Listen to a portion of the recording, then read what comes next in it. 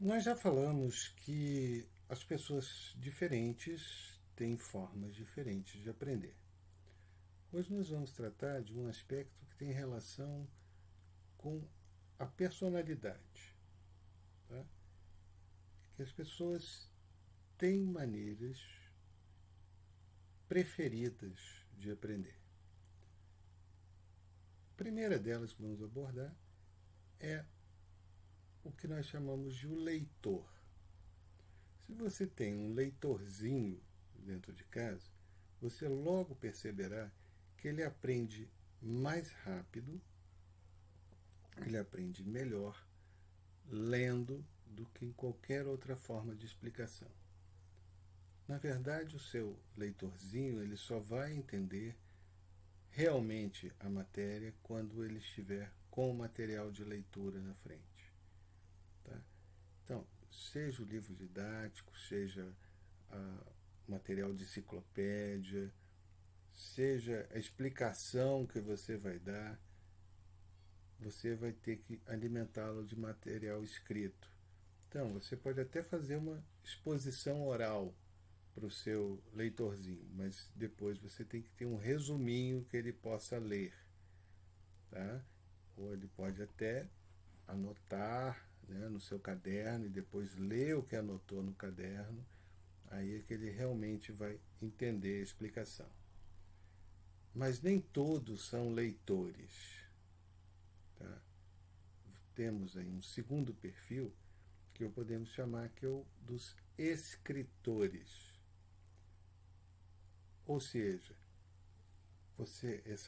esse estudante ele lê, ele ouve, ele observa, ele faz, mas ele só realmente aprende quando ele faz o resuminho por escrito. Aí é o momento em que ele realmente fixa a informação na cabeça e realmente entende, junta as peças, é o momento que ele escreve. Então, para esse estudante, você deve concentrar seus esforços, uma grande parte da aula, tá, em atividade de escrita, de tomar nota, de ditar coisas para ele escrever. Então, por exemplo, definições de palavras, conceitos, datas, você sempre deve chamar esse estudante escritorzinho, né, para tomar nota. Olha, anota isso aí no caderno. E você edita, ele escreve, e aí você está fixando a informação na cabeça dele. Nem todos são leitores e escritores. Temos também o que podemos chamar de os ouvintes. Os ouvintes são aqueles que gostam de ouvir palestras. Então, para esse estudante, grande parte da aula deve ser dedicada a explicações orais, falação. Tá? Ele vai gostar de falação. Então, você explica oralmente, mostra um vídeo de alguém que deu uma explicação oral, mostra um vídeo de uma palestra, tá? Mostra, eu tenho vídeos que tem aquela voz em off, explicando o que acontece, por exemplo, vídeos da natureza, do Discovery Channel, né, que vai mostrando o animal se fazendo as coisas dele e tem um narrador no fundo. Esse é o melhor para o ouvinte. Ele precisa de coisa para ouvir. Tá? Podcasts também, musiquinha, tá?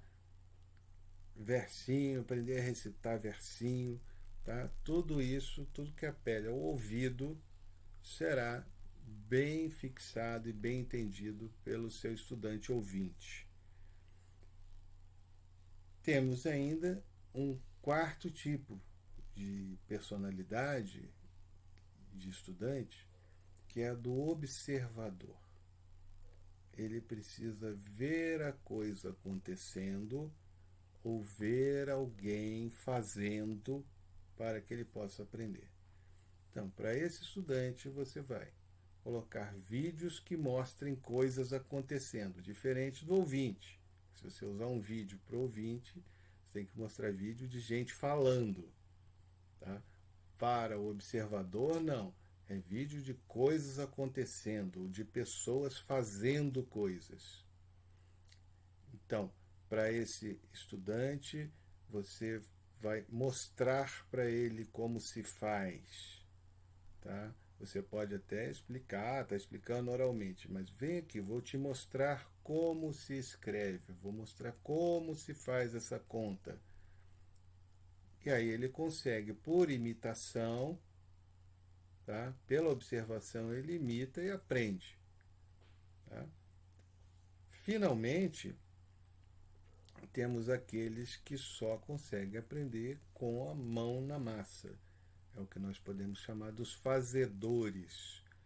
Os fazedores, eles precisam de atividade, eles são mais inquietos, né? Eles estão mais ansiosos, você fica ali explicando e eles não, parece que não conseguem se segurar na cadeira, né? Como no tempo da minha avó se chamava, tem bicho carpinteiro, né? Então fica ali, estão agitados, estão se mexendo. Então, para esses, você deve concentrar grande parte da aula em experiências de laboratório, montagem de maquetes, tá? Em desenhos, em modelos tridimensionais, com massinha de modelar, tá? Com atividades práticas. Tá? Inclusive, se for uma matéria, digamos, mais intelectual, até mesmo nisso você pode pensar. Por exemplo, vamos falar de filosofia. Bom, vamos ver como é que se vestiam os gregos, vamos fazer um desenho da academia, né, de Platão, né? Vamos mostrar, enfim, entrar em pesquisa, tá? Procurar saber as coisas, buscar um monte de informações. Quanto mais essa pessoa, esse seu estudante, se sentir que ele está em atividade, que ele não está parado estudando, tá? Melhor ele aprenderá. Então, como planejar sua aula para cada tipo de estudante? Você deve, inicialmente, dosar as suas aulas para que em partes iguais, tá? Então, uma parte, um quinto da aula destinada do tempo da aula para leitura, um quinto para escrita, um quinto para audição, tá? Um quinto para botar a mão na massa, um quinto para observar, tá? E aí você vai observando no seu estudante quais são as melhores formas, quais são aquelas atividades que realmente deixam ele mais concentrado, mais engajado, mais entusiasmado pelo assunto. E aí você aumenta o tempo investido nesse tipo de atividade que ele é melhor e encolhe o tempo destinado para as atividades em que ele não é tão bom, que ele não gosta muito, sem jamais abandonar por completo essas que ele gosta menos. Por quê? Por dois motivos. Primeiro, porque você sempre deve investir mais naquilo que o estudante é mais forte. Você sempre deve investir mais nas suas qualidades do que nas suas fraquezas. Porque investindo muito nas qualidades é que você consegue chegar à excelência, consegue se destacar mais do que todos. Tá? É assim que você consegue ter o seu medalha de ouro nas Olimpíadas, investindo naquilo que você é forte. Tá? Agora, você não deve abandonar por completo as outras habilidades, porque todos precisamos delas. Mesmo os mais fazedores entre nós, precisamos ser capazes de ler um livro, ainda que com sono, assim, desanimado, mas tem que ser capaz de ler. Todos temos que ser capazes de escrever, de ouvir, de observar e de fazer. Então, isso não pode ser abandonado. Você não pode ser nota zero em uma dessas habilidades. Mas você não precisa ser nota 10 nas 5, até porque é impossível. Tá? Como eu estou dizendo, como eu disse no início, essa é uma questão de personalidade, uma diferença individual. Tá? Então, não abandone, mas não gaste muito tempo, porque você vai investir numa habilidade que a pessoa tem dificuldade, que seu estudante tem dificuldade, vai investir demais nela, ele vai progredir isso aqui, tá? Vai sentir dor, vai ser chato, vai ficar com ódio de estudar, né? Detestar estudar, quando tem outra habilidade que ele podia progredir isto, né? E fica deixando de lado porque você está investindo na fraqueza. Então, sempre invista preferencialmente na força, sem abandonar as fraquezas. Não abandone o que é aquilo que você é fraco. Procure, mas invista menos tempo nelas. E assim você consegue se destacar e progredir em todas as disciplinas. Por exemplo, em matemática. Poxa, como é que alguém vai fazer isso em matemática? Eu tenho um leitor. E como é que eu vou ensinar matemática para ele? Escreva por extenso um textinho com as explicações de como resolver os problemas. Tá? A linguagem matemática nada mais é do que a linguagem humana condensada em simbolozinhos. Então, traduz aqueles simbolozinhos num texto para que ele consiga ler, ter o que ler. Se ele é um escritorzinho, vai escrever. Então anote aí, faça ditado. Vou ditar para você como resolver o problema. Primeiro passo, faça assim. Segundo passo, faça assado. Tá? E você tem o ouvinte, tá com a explicação oral. Mas como é que eu vou ensinar matemática com prática para o fazedor? Tem mil maneiras de fazer isso, né? Uma delas são os materiais manipuláveis, né? Que você usa objetozinhos para ensinar desde a aritmética elementar, lá no nível pré-alfabetização, ensinar os números, né? E os primeiros continhas de, de somar e subtrair, né? Até cálculo e operações matemáticas de nível universitário usam-se manipuláveis, estão disponíveis no mercado para pessoas que aprendem fazendo, precisam insistir que as mãos estão ocupadas com alguma coisa. Tá? Você também pode ensinar português. Ora, mas como vou ensinar português para um fazedor, sem ficar lendo o tempo todo? Não tem problema. Olha, vai observar, vai ouvir o que as pessoas estão falando e tomar nota. E vai ver o que elas disseram de errado, qual foi a regra. Como é que se escreve essa palavra que a pessoa disse? Vai assistir televisão, mas você vai anotar as frases lá e vai fazer a análise gramatical dessas frases. Entendeu?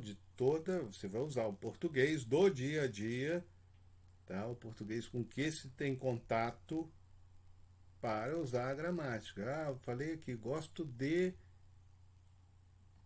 laranja. O que é esse D? Qual é a classe gramatical desse D? Entendeu? Ou seja, na atividade do dia a dia, vamos ensinar aqui vamos fazer um exemplo de metáfora aqui, com essa banana. Com o que se parece essa banana que você vai comer aí? Vamos criar uma metáfora. Ou seja, botar a criança em atividade. Tá? Botar o seu estudante fazedor em atividade. Agora, para o leitorzinho, se fizer isso, ele vai ficar te olhando assim com cara de choro, porque ele é leitorzinho. Então você diminui bastante, aí você passa material de leitura, entendeu? Então, fazendo assim, você vai ver que seus estudantes, né, se vocês ensinam em casa, né, seus filhos, né, eles vão disparar aquelas matérias que eles estavam devagar, não estavam progredindo, não estavam indo bem, vão começar a subir assim, quando você começar a ensinar da maneira certa, da maneira que ele mais gosta de aprender, que ele aprende com maior facilidade. Isso funciona aqui em casa, eu uso com meus filhos. Né? Eu tenho um filho mais velho, que ele é um fazedor, ele precisa fazer, botar a mão na massa para entender as coisas. Eu tenho um filho do meio, que é um leitor e escritor, ele é excelente na leitura, ele é ótimo escrevendo, não gosta de palestra, eu começo a falar demais, ele fica impaciente, ele já interrompe para dizer, olha, já entendi isso aí, tá? Eu já li, já sei o que é. E tenho um mais novo, de 5 aninhos, que aprende por observação com uma facilidade que dá um banho na família inteira, em mim, na minha esposa, na Jéssica, né?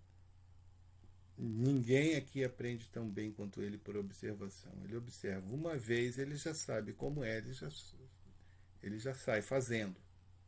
Tá? Então, para cada um deles tem uma forma de ensinar. E essa é uma vantagem do homeschooling. Né?